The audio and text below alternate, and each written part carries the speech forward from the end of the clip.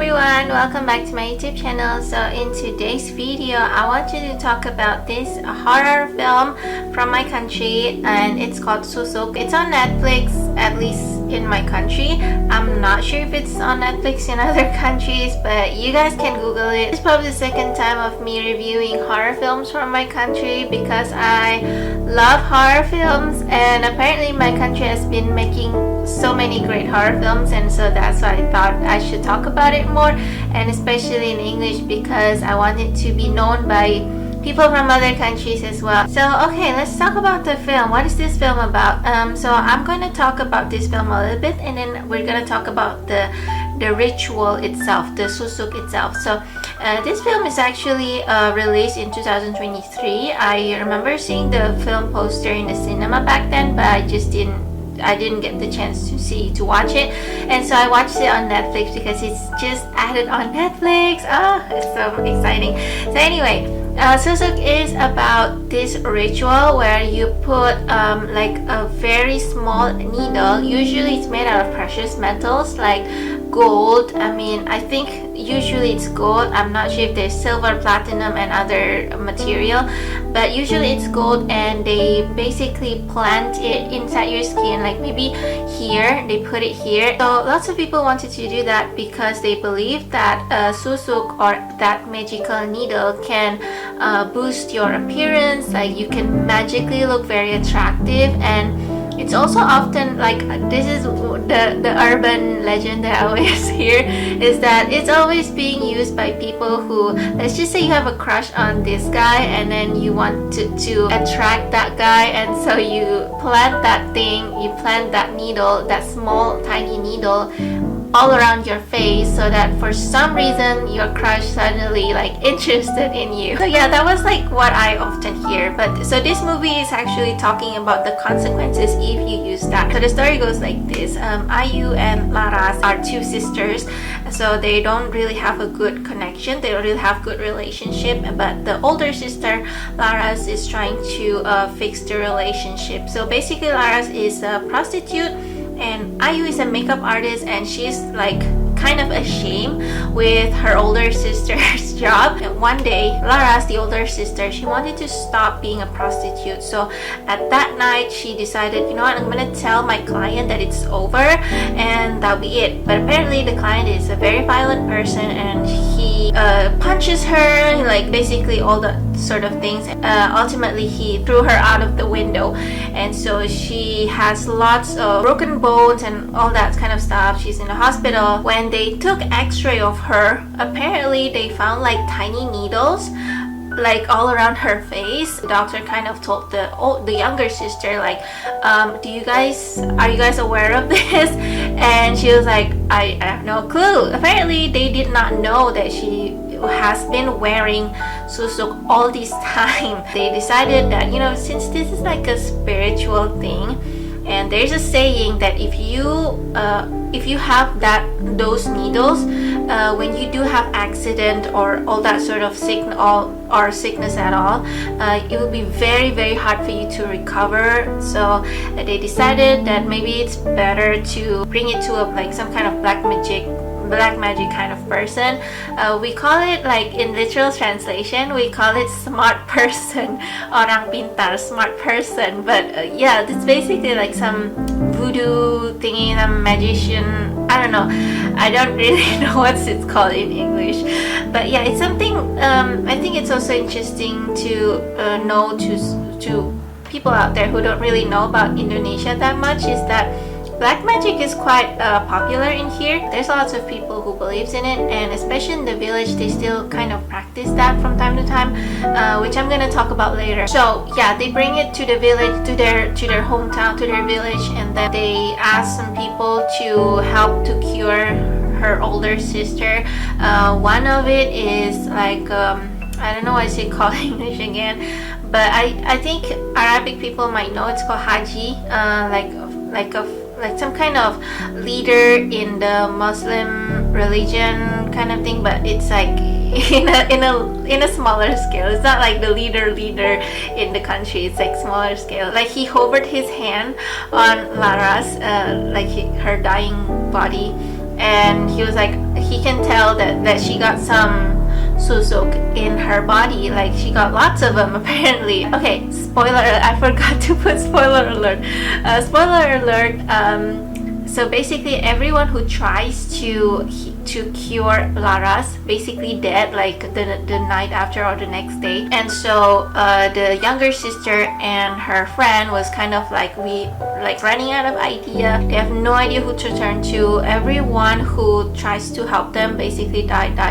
So in the middle of them finding out how to cure Lara, found this person who is an expert at Susuk. So he's like, oh, this is a small problem, and so he managed to pull some needles out of her body, but apparently he left one because he said that needle was planted by someone very, very powerful, more powerful than me. So I'm just afraid if I pull it out, Laras is going to die. So he did not do that. So apparently after so many needles are pulled out of Laras, she got a whole lot better. But we have to remember that she still has one needle left in her body, and that's where the story kind of goes downhill. So again, spoiler alert, if you guys wanted to watch the movie and don't like spoilers, please stop watching this video. But the ending is that they cannot find any person at all to help them, and so they have to bury Lara. So Laras is basically dead. We're kind of hopeful, like in the first half. They got us in the first half, not gonna lie. They get our hopes up and think that yes, I think Laras is gonna be fine. Like, and I thought about that too. Like, I thought she's gonna be fine. Like, don't worry about it. But apparently she's dead. So that's a pretty sad ending. And the protagonist is like left alone. Like, she doesn't have family anymore, which is really, really sad. So their mom and dad died. So they're basically orphans, right? So their mom apparently died because of the same reason, and she experienced exactly the same phenomena as Laras, which is she also used Susuk, and then she basically died because of it. And her father her father found out that the mother was like cheating on him, so he stabbed his wife, and the village people kind of saw it, and then they immediately killed him too. So yeah, that was the whole thing, and the friend died too. I mean, basically everyone died. We just left with one surviving character, which is the protagonist. It is a pretty sad film. I did not see it coming. I was like, because usually the horror films in Indonesia, even though they are scary, but they usually have pretty good ending. Like, oh, finally the characters survive, and then they move on to their next chapter in life. But this one, no, they basically died. Except for the protagonist, the main protagonist, which is Ayu. I was interested in this film because the phenomenon of Susuk is very interesting to me. I mean, black magic in general is pretty interesting to me because of how, like, it's so clear that it's wrong, but there's so many people who still do it. But for Susuk, for me, I think not all black magic are real, okay? Like, I feel like not all black magic are still in practice at this modern day and age. So I thought, this is my stupid brain, okay? I literally thought that Susuk is like some urban legend kind of thing, and that people who practice this was like way back then, like our grandma's mother, kind of great-grandmother, great-grandparents kind of time. And so I thought people don't practice it anymore nowadays. So I kind of like, I joke around with my friends sometimes, like, oh, you're so pretty, you must have had that, you must have had that needle. Like, it's a very bad joke, I understand. But yeah, now I understand it completely, that not lots of it, there's still people who are doing it. I thought the religion have educate lots of people that, you know, that thing is actually really bad, so please don't do it. Like, I thought it's like a common knowledge, so I thought nobody does it anymore. But apparently when I Google around, there are actually some people who did it, and they filmed it, and it's on YouTube, so you guys can actually go ahead and take a look at it. So oh my god, when I saw that some people, some black magician actually still do that, still offer that service, I'm kind of appalled, to be honest. And it's on, like, yeah, and the fact that it's on YouTube. So basically they're promoting like, hey, we can do this, so if you want to do it, you know who to contact. If you guys see the video, it's like they have the needle is so tiny. It's maybe like this tiny, could be like 1 centimeter, probably less than that. When I Google around about this thing, I saw that one of the sources said that the gold needle is the most common material because it is being used for beauty. So the most reason people wanted to have these needles in their face is for beauty. So they believe that if you planted all these needles, like usually over here, and all that stuff, then you will instantly be a whole lot more attractive. It can be towards everybody, or it can also be towards the person that you target. And so I saw this video of this guy planting the needle to a woman, and he planted it like around the mouth area, and the description says that it is because she wanted to more negotiating and communication skill in her work. Yeah, I mean, these are the kind of things that maybe it's pretty hard to master, and some people just feel like they don't have the talent for it.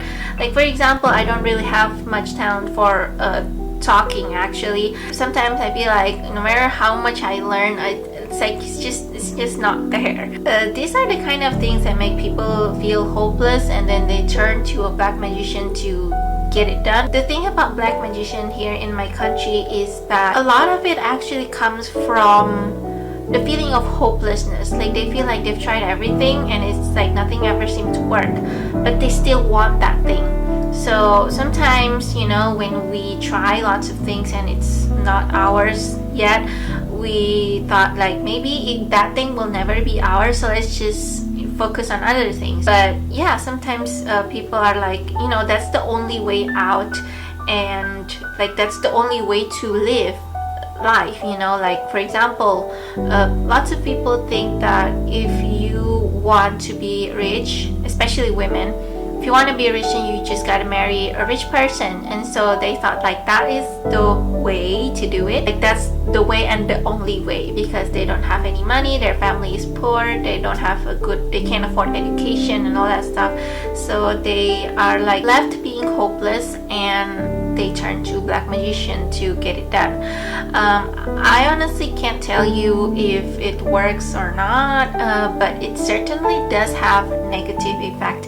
So what this movie addressed is that if you are wearing that Susuk needle, once needle is taken out from your face or from your skin, wherever you planted it, your body started to deteriorate a lot.